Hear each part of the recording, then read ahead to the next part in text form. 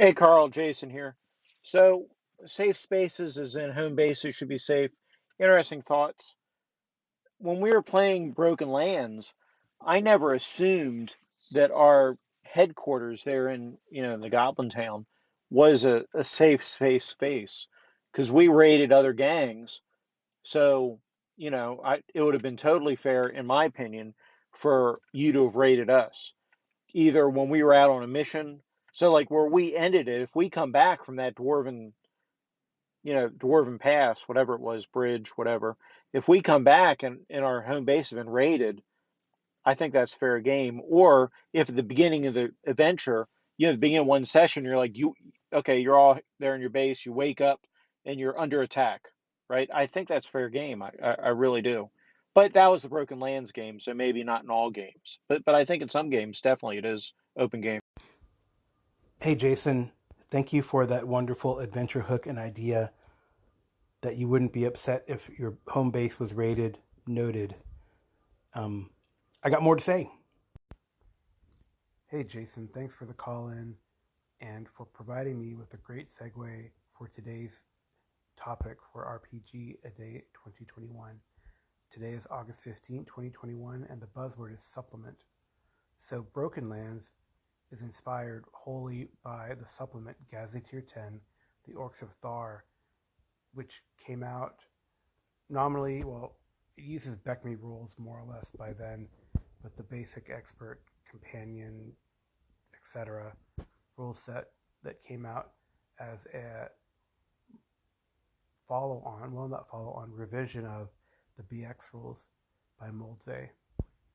So clearly, that is my favorite supplement for the Broken Lands game. Another supplement I used very readily was a Dungeoneer Survival Guide, mainly because of the mining and some domain play that had started occurring in one of the towns. I guess it's a town. Uh, so we needed to use the mining rules for some things that they were mining there to gain some revenue, which also in BX, of course, means XP, right? Because it's gold. So that was the Dungeoneer's Survival Guide. And actually, Douglas Niles has come up with some additional authors, has come up with a fifth edition version of that called the Spelunking Guide, Spelunking Adventurer's Guide, or something like that. And Kevin of the Red Cap podcast has promised to do a more of an in-depth review. I was going to do an overview for this, but I think I'll pass, and I just want to mention that other supplement. That's one of my favorite in BX, or actually, I guess it's technically an AD&D first edition supplement, but I've used it in my Broken Lands game.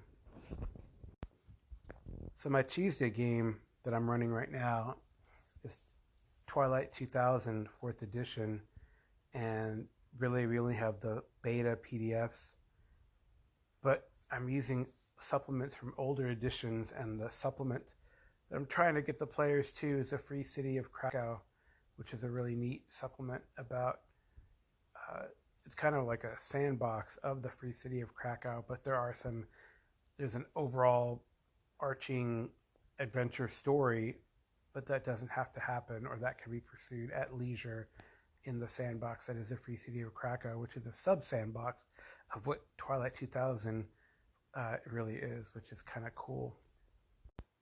My Wednesday game being Starfinder. I don't know if I have a favorite supplement, but it seems like the players do. Two of the players are using species from the Pact Worlds.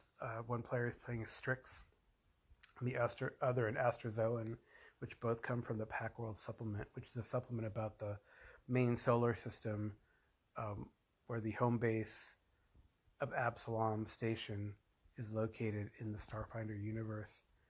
So, Pack World, I guess I recommend it because my players like it, right? So I don't know if Deadlands is a setting book or a supplement in and of itself, although I do have extensive use of the Deadlands companion for my Thursday bi-weekly game, but I have another game which is Warhammer Fantasy, And actually, I think I'll talk about that in conclusion, but I'll talk about a supplement because it's been nominated for the best supplement in the Ennies this year in a second. And in a second, I mean because I have to call up the Google for it.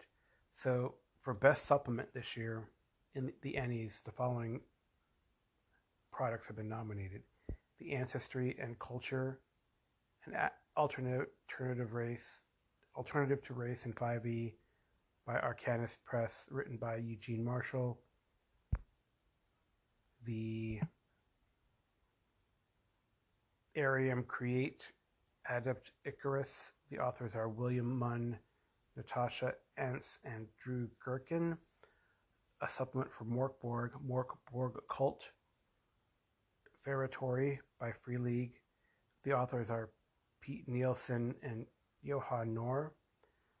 Then there's also Wally DM's Journal of Puzzle Encounters by Wally DM, the author being Wally DM.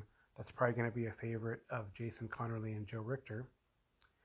But the one I'm probably going to talk about, because I actually have it, I don't have these other ones, nor have I read these other ones, but I do have the Warhammer Fantasy Roleplay Enemy Within Campaign, Volume 2, Death on the Reich Companion. It's by Cubicle 7, and the authors are Graham Davis, Andy Law, Jim Bombra, Klaus Thorne Ekstrom, Phil Gallagher, and Clarion O'Brien. So, what is it about the Death on the Reich Companion that makes it very cool? I mean, I have to say, so I have the deluxe edition. It has an amazing piece of artwork of the goddess Verena, who is like the goddess of justice. She has a sword, with the bandage over her eyes, suggesting she is blind, and then the scales of justice in her hand, and then the trappings of her of the deity: an owl, a book, a candle. So what is it about? So this book, it has 17 chapters.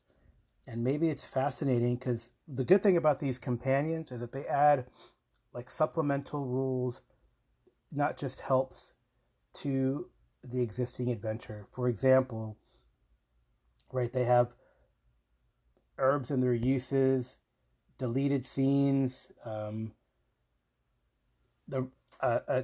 essay on the Empire's rivers, boat handling, river navigation, which probably is very important to the Death on the Reich adventure, the Imperial River Patrol, so the history of the patrol and encounters therein and the different boats, fellow travelers, so an NPC sort of rogues gallery, river folk and what you could encounter, villages and people on the river, something on the Imperial Semaphore Service, how to improve your boat.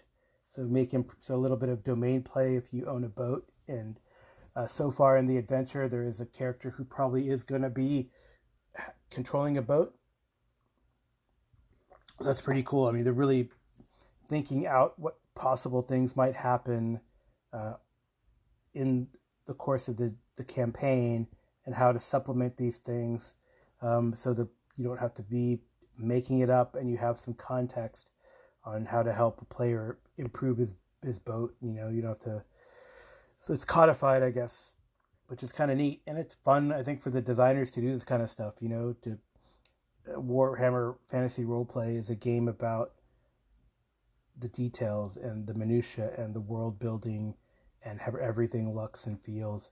They have trading rules. So if you want to do, river trucking, Warhammer style, you could do that. They have a whole chapter on wreckers, smugglers, and pirates. So things that you might find, new bestiary from the river, crazy things. Oh wow, I'm looking amoeba, leeches, eels, naiads, trolls, traits you can gain on the river as well, or that the bestiary has. Waterborne diseases. And then they have something on the Red Crown. And the Red Crown looks like to be an organization. And they have something on a boat. It looks like their whole boat, the Emperor Luitpold, is a boat that they describe in detail. And then what's cool about these companions that they've had, they always have like an extra adventure that you could throw in during the course of the campaign. So it's pretty neat. Yes, it's a really very comprehensive. And of course, with these Cubicle 7 Warhammer Fantasy, they're pretty amazing. Um, so they actually have a chapter on Easter eggs. So how, like it says, the town names of Reichland are worth a look. It's not easy to come up with 100 or so place names. So there's gags and puns and streams of consciousness that have played their part. So, a pretty interesting. For example, they have an example here. Würfel is German for dice. So it's kind of interesting, what the little Easter eggs they have on all the names down on the river. So, the herb thing alone is, I think, kind of neat.